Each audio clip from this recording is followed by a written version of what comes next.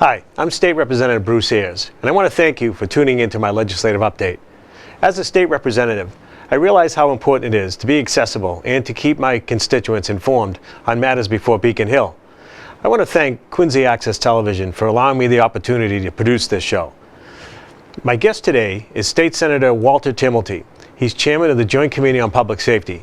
Walter, thanks for being on today's show. Bruce, it's a privilege to be here, and my thanks as well to Quincy Access TV. This is great to be here. Well, it's great. You know, they allow us a great opportunity to reach out to the residents to let them know what's going on in Beacon Hill. It's a busy time of year. We're in the middle of the budget, and lots happening. But before we get started, maybe you could talk just a little bit about yourself and some of your experience in the Massachusetts State Senate. Well, thank you very much, Representative Ayers. I really appreciate being here, and it's a privilege, so thank you very much. As you know, Rep. Ayers, one of the big parts of our job is making sure we keep in touch with the people that we represent. And our community cable, such as here in Quincy, or whether it be in Randolph, which you and I jointly represent together, or the many towns that I have the privilege of representing in my district, the community access cable does a great job of getting the word out as to what we're up to in government, what we're working on, what we're hoping to accomplish, and obviously what we need to do for our constituents. It's all about communication. So thank you. So just a little bit about myself. I grew up in the town of Milton. When I was born, I'm the oldest in my family. My parents are Marsha and Walter, and they're wonderful parents, and very blessed to have them still with me. And they both still work in their full-time jobs, and I think have a better social life than I do, for sure. So, but Marsha and Walter, I'm the oldest to my parents, and when I was born, we lived in a one-bedroom apartment. And eventually, we bought a house on Thatcher Street in Milton. My parents did, I should say. And that's where I grew up till I was about 17 years old. And then we moved to another spot in town and attended the Milton Public Schools, the elementary schools. And then I graduated from Milton Academy. I went on to Boston College and also attended Southern New England School of Law. When I was at Boston College, I was a political science major and had a great opportunity to intern for my predecessor in the House of Reps, Representative M. Joseph Manning. Sure. And Rep. Manning, his specialty was Ways and Means and the budget and numbers. So it was a great learning experience.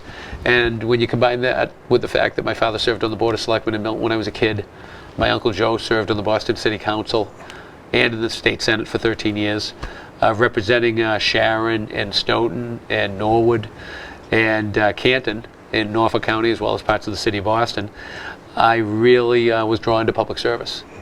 With my father and my uncle, I was very fortunate as a little guy. My father and my uncle took me everywhere with them.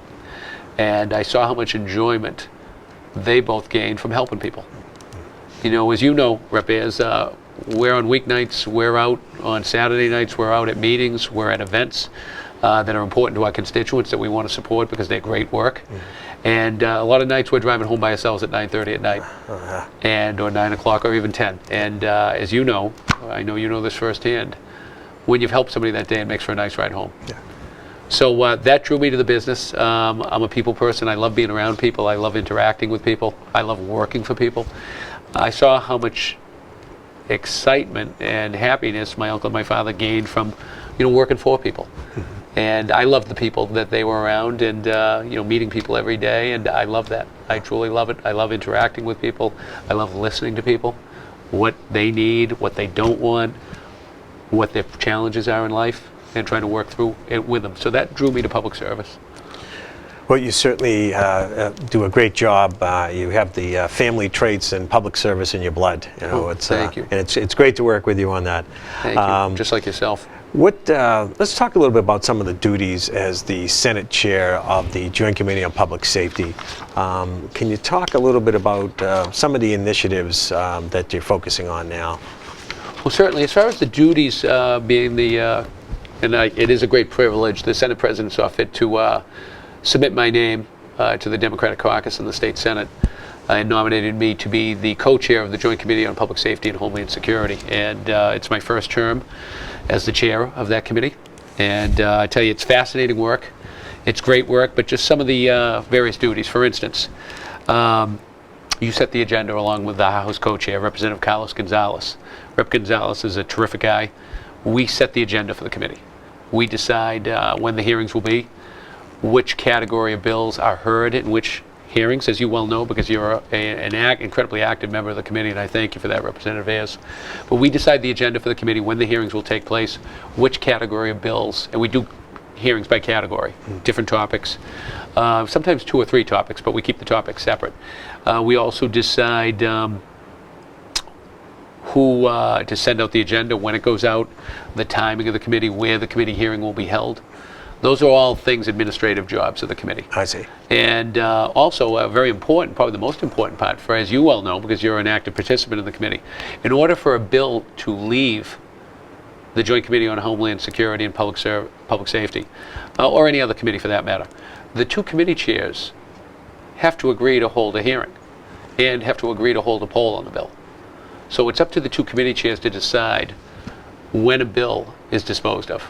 And of course, as you know as a member of the committee then has to vote on the recommendations. So Chair Gonzalez and I will make recommendations. First of all, we'll decide which bills can have a poll after hearing. Every bill gets a hearing, and everybody is heard. The hearings, we don't put time limits on our hearings in terms of the length and the duration. We're there until, as you know, we are there until everybody's had their say. And they are open to the public fully, as they should be. They're full and transparent. I often say it's like the game of baseball or softball. There's no clock. Yeah. Sometimes we might have to put time limits on the witnesses because we might have an incredibly large number of witnesses, and we want to make sure everybody can be heard within the same business day. But we've had hearings, as you know, Representative, that will go well into the evening, start in the afternoon, start in the morning, and go well into the evening, the early evening. We just want to make sure everybody can be heard. Yeah. But we do not put a limitation on the hearing. Well, I think that's important to say, because a lot of times people think we're just voting in formal session. Yes. But as you alluded to, there's so much more that goes on before that. Yes. These hundreds of bills before the committee, they all have to be vetted. They all have to go through the process, whether before the House or over to the Senate, until a lot of times that they come to the floor. Sure. So there's quite a lot of scrutiny that goes for it. Testifying, dealing with constituents, different advocacy groups, just an awful lot before it gets to the floor. Absolutely. It's an excellent point, Representative. The most obvious thing that we do as legislators, we're in the House chamber or we're in the Senate chamber debating and voting and conferring with colleagues, but there's so much more to the legislative process than that. I mean, the lion's share of legislative work is done in the committees. Obviously every bill gets a hearing, and Rep. Gonzalez and I make sure that the general public, the citizens of the Commonwealth, deserve nothing less. Every member of the committee believes in that fundamental concept. So every bill's going to have a hearing. Then we, as I alluded to earlier, the chairs bring the bills up for the electronic poll, and then the committee members, like yourself, active committee members, vote in the polls to decide whether the bill receives a favorable recommendation, which sends it on its way, an unfavorable recommendation, which of course is a colossal setback, because this is the most significant hurdle in the legislative process, or the bill can be put into a study. Right, and I know your office works very closely with constituent services, and it's good that the residents know that if they want to come in, they want to testify, they can work with your office, my office, get involved with the process. Maybe they want to go into the State House and testify before your committee. Sure. Maybe they don't have time. They can email, they can submit documents. There's so many different ways to kind of weigh in. Absolutely. What if you talk a little bit about some of the bills that come before the committee? Well, certainly, and if I may just add for 1 second, Representative Ayers, one of the big responsibilities of being co-chair of this committee, as part of legislation that was passed in the summer of 2020, I am the co-chair of a commission to explore a statewide police cadet program, which obviously will help to broaden our pool of applicants and obviously serve as a training ground for future police officers of the future. Sure. I've seen this cadet program work extremely well in the town of Milton, for instance. I've seen it work extremely well in the city of Boston. And I believe it needs to be done on a statewide basis. But I don't want to prejudge anything. Of course, we just had our first hearing. And we will report back with recommendations. But the goal is to explore the possibility of a statewide police cadet program. Well, very good. Which will be, to enhance and broaden our pool of applicants and also to train. Sure. Better pool of applicants. Yes, sure. Yes, and it's worked extremely well in the communities that have embraced a cadet program. Oh. So I'd like to see it on a statewide basis, but we're going to have witnesses. We've had some great witnesses this past week at our first hearing, and I expect the dialogue will continue, and it will be an A+ dialogue. Excellent. To get the very best answers that we can recommend. It's, there's, when people think of public safety, we deal an awful lot, I know, with the police, the fire, EMTs, but there's a lot of other bills that kind of fall under this committee category too. Maybe you could talk a little bit about some of those. Oh, absolutely, and thank you very much. Excellent question, Representative. We deal with the Joint Committee on Public Safety and Homeland Security. We vet a wide variety of bills. I think that would surprise people as to just the variety of bills that we both vet and deliberate on, and also, most importantly, receive testimony from our general public and various advocacy groups that do great work, bringing great points of view to the discussion. For instance, we deal with bills that pertain to emergency response. We deal with bills that pertain to workplace safety. The committee as a whole, and I say we, each and every member, yourself, Chair Gonzalez, myself, and each and every member of the committee. We also deal with bills that pertain to opiate intervention programs, which obviously is one of our fundamental missions here in the Commonwealth of Massachusetts, is to treat people and to work with families and individuals who suffer from substance use disorder. We also work with bills and legislation that pertain to facilities that treat people that suffer from substance use disorder.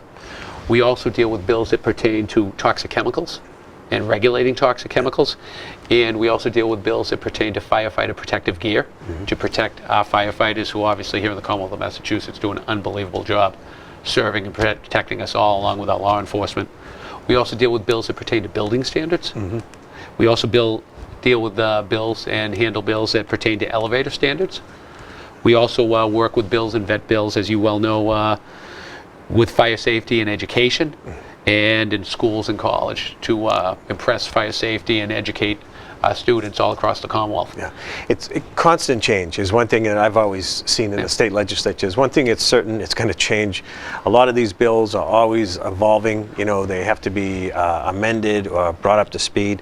One of the things that I've certainly admired that you kind of initiated as Chairman of Public Safety is, and you mentioned just a minute ago about fire safety, is the site visits. And I know you arranged to have the committee go out to Stowe, to the Fire Academy, to get a better understanding in working with the firefighters, the training exercises, kind of hands-on out front in the smokehouse, learning more about the techniques and drills that they have, the new equipment that they need, some of the improvements, the labor, the workforces, because we see the bills, we write the bills with the firefighters and our public safety officials, but to go out and kind of see it hands-on was just a great experience, and I commend you on doing that. I know you've that initiative. We've gone to Joint Base Cape Cod and Mass Maritime. Maybe you can talk a little bit about that. Oh, thank you. Excellent point. I'm a big believer that you need to get out on the road. When you serve in the Massachusetts State Legislature, you work your district tirelessly. I try to work my district tirelessly. It's important to be in our districts interacting with folks. We work for the people. We'll never forget that, Bruce. I know that it's the way you operate is the way I operate. I want to be in my district talking with people, listening to people, answering questions and learning. It makes me better. And I also believe that you can apply that to a bigger model. Committees, joint committees at the State House, I think it's very important for the committees to be out in the Commonwealth of Massachusetts doing the duties, by the way, duties that I love, interacting with the people that we work for on a committee basis. So I think it's a natural for the Joint Committee on Public Safety to be out in the public, working with the public, and looking at and discussing the challenges that the various apparatus and infrastructure that we oversee, whether it be the State Police Academy, which I've been to as a legislator and gone out with other legislators, but I haven't yet to be there as the chairman. But I have been there as a member of the Great and General Court, of course. But the State Fire Academy, I've been there several times. Mass Maritime Academy, as you know, you were right there with me to see the emergency management program, which Mass Maritime has an unbelievable emergency management program that they want to put to work for the citizens of the Commonwealth. We've all been to Joint Base Cape Cod as members of the Joint Committee on Public Safety, which houses Massachusetts National Guard. It houses an air station for the Coast Guard. And they do great work. They're protecting the Commonwealth of Massachusetts and the country as a whole. They sure do. They sure do. I tell you, and it's a good point you brought up. Now, you obviously are the Senate chair. Rep. Gonzalez is the House chair. Maybe you can explain a little bit about some of the contrasts sometimes the two branches have and how you kind of iron out some of the differences. Certainly, it's natural in a democracy. Compromise is, to me, the key, and moderation is the key. In legislative process, democratic legislative process, which to me is the best process in the world, you're never going to achieve 100% of what you're seeking. But it's all about compromise, working with people. Sometimes Rep. Gonzalez and I might have philosophical differences, or the House and Senate might have philosophical differences. But we don't let that get in the way of making progress for the people that we work for, the citizens of the Commonwealth. So the way to bridge those differences, in my mind, is to make sure you stay in constant communication with the folks that you're working with on a committee. Constant communication, meetings. Rep. Gonzalez has a great team in his office. I have a great team in my office. Make sure our teams work together too, and function as one unit often. Yeah. And it's just all about communication and compromise. Give a little, obviously, you give a little, and you compromise a little bit, and you push your views respectfully and honestly, and I think in the end you come out with a good work product. I agree. We all like to think that we all come to the table with a different background, different experiences, and we look at things through two lenses, the lens of our district and also the lens of the entire Commonwealth, and how can we work in collaboration to come to some type of common ground with a lot of these bills. I think that's very well put. Yeah. It's a two-tracked approach. It is. It is compromise to get things done. Yep, and you meld the two approaches, the lens of your district, and we all want the very best for our district and the people that we work for, and also the lens of looking out for the best interests of the Commonwealth. And I think when you meld those two approaches together, you come out with a good product for the citizens of the Commonwealth and for your district. Sure. You mentioned a lot of the different types of bills that come before the committee. Can you talk a little bit about maybe some of the different groups and organizations that you interact with, throughout the legislative session? Certainly. We have the privilege of working on the committee, as you know, with some fascinating groups that do fascinating work. For instance, we work with the State Police Association of Massachusetts. We work with the Massachusetts National Guard and our Adjutant General, General Gary Keefe, who I believe has been an officer in the United States military for 37 years. We work with the Gold Star Mothers, for instance. We work with the Professional Fighters of Massachusetts. We work with various entities of the AFL-CIO. We work with the Mass Nurses Association. We work with advocates for gun safety. We work with the Gun Owners Action League and Interact. And when I say work with, it's a team effort. We have great teams that work with us in our office, and we all pitch in, and we all have engaged in dialogue with various entities that the committee works with, and I believe it's critical that we engage with every single advocacy group that seeks to work with us, because that's how we become better at legislators. To give some of the viewers at home, there's 160 state representatives, there's 40 state senators, and every 2 years, approximately 6,500, 7,000 bills get filed. Yes. So a lot of these bills will, after they're filed, go to the House clerk. And as you alluded to with the overview of the bills you just mentioned, the clerk will send a variety to public safety, to transportation, to education. But it's an awful long process over 2 years to kind of properly vet these bills before they go to the House floor. So it's a great opportunity to make sure that they're properly vetted and make sure everybody had the chance to weigh in. And if I might add to that, and you make an excellent point, there were the thousands of bills literally that are filed in each legislative session. No one state representative or state senator can become an expert on all of them. So it's a team effort, and we work together with our staffs and our teams and our offices, and we also work with the advocacy groups. In the case of Joint Committee on Public Safety, as I mentioned a minute ago, we work with police, we work with fire, we work with nurses, we work with members of the AFL-CIO, sometimes one and the same. We work with different firefighter local unions and police local unions. We also work for various advocacy groups or concerned about gun safety, for instance. And you put it all together, and it makes myself better as a state senator. and better as a co-chair of the Joint Committee on Public Safety and Homeland Security.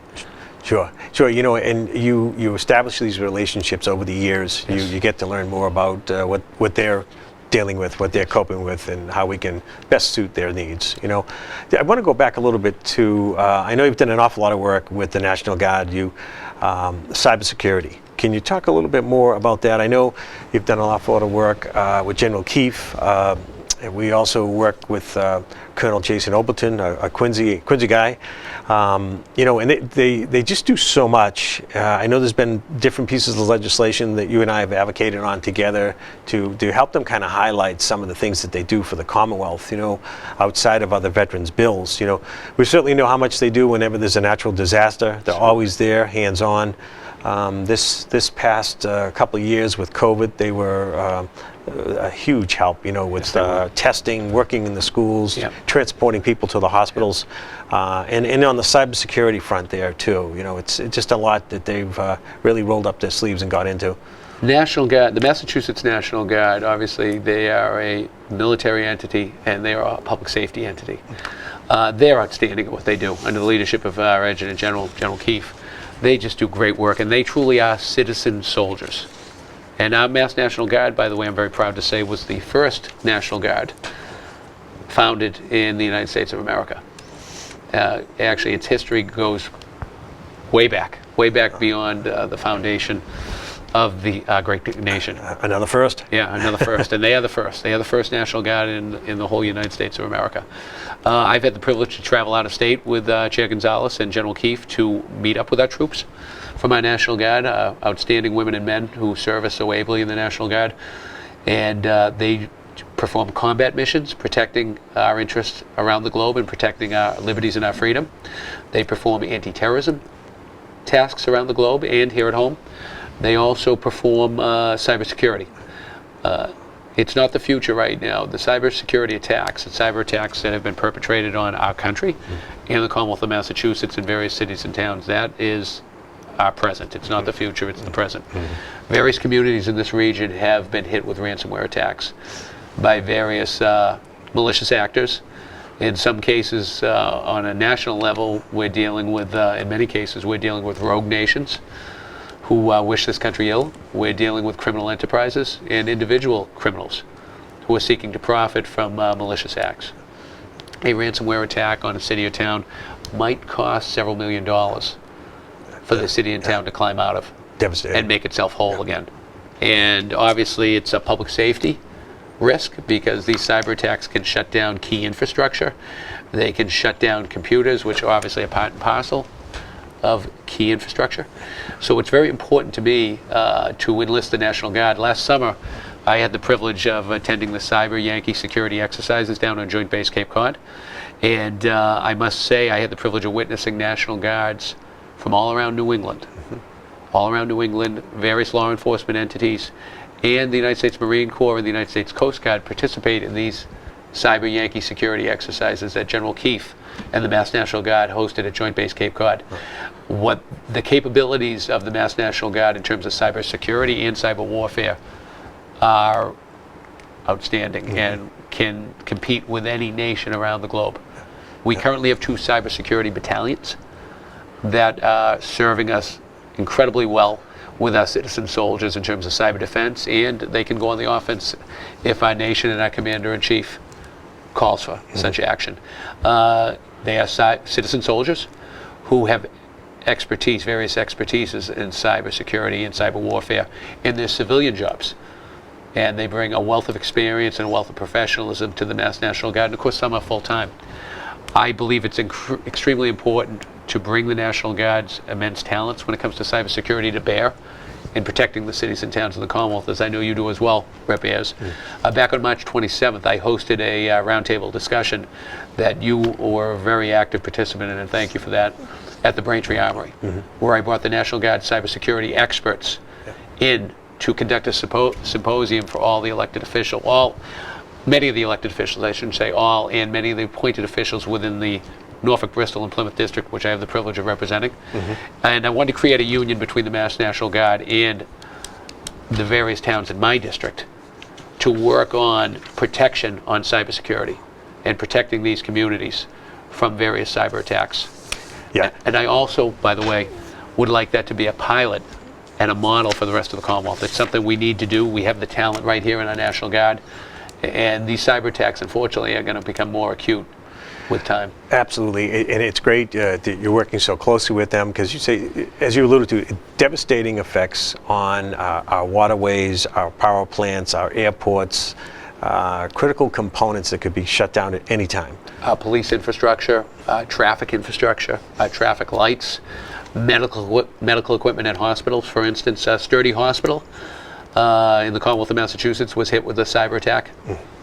And I mean, it's frightening. It is. It's frightening, and we have the homegrown talent and abilities with our Mass National Guard under General Keefe's leadership to combat this. And it's, as I know you share my thoughts on this, it's critical that we form the unions between all the cities and towns across the Commonwealth and the Mass National Guard in terms of cybersecurity. Right. It's great to work with them and to be a partner. You know, I think we're all working in collaboration, but we're just working in different capacities, you know, so that as these new bills come before us, whether it's changing or updating some of the legislative language in bills or trying to get them additional funding, it's just crucial to our safety. It is. I agree.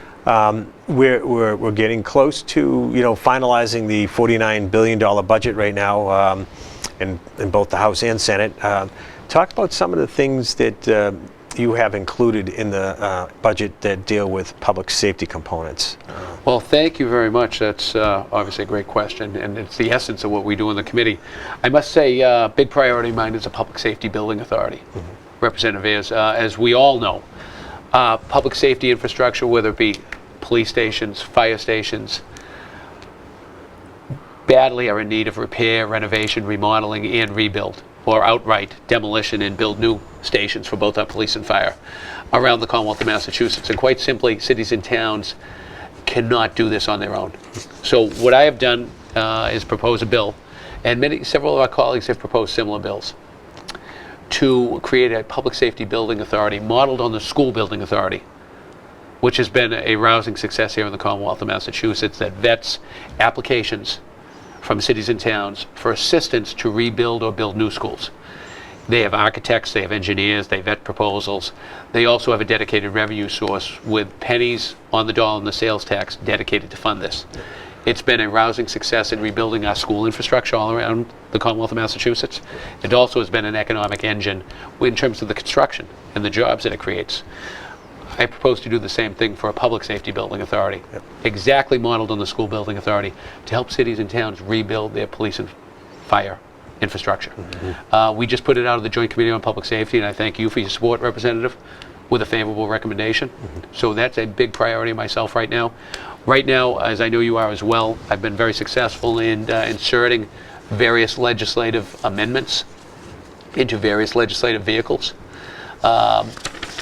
to bring resources back to the cities and towns that I represent. Yeah. So I want to make sure that those amendments that I've successfully persuaded my colleagues in the Senate to adopt, as they're being melded into documents with the House of Representatives, and of course you're doing the same with your amendments that you've inserted to help out towns like Randolph that we are so proud to represent. Sure. And in my case, Randolph and 9 other communities. And I'm about to have the privilege of representing Bridgewater as well, to make sure that the resources that I've successfully inserted into these various legislative vehicles survive the conference committees and get back to the cities and towns with the resources. It is. You know, you raise a good point. We're very fortunate to work together, you know, in the town of Randolph, and the city of Quincy for me.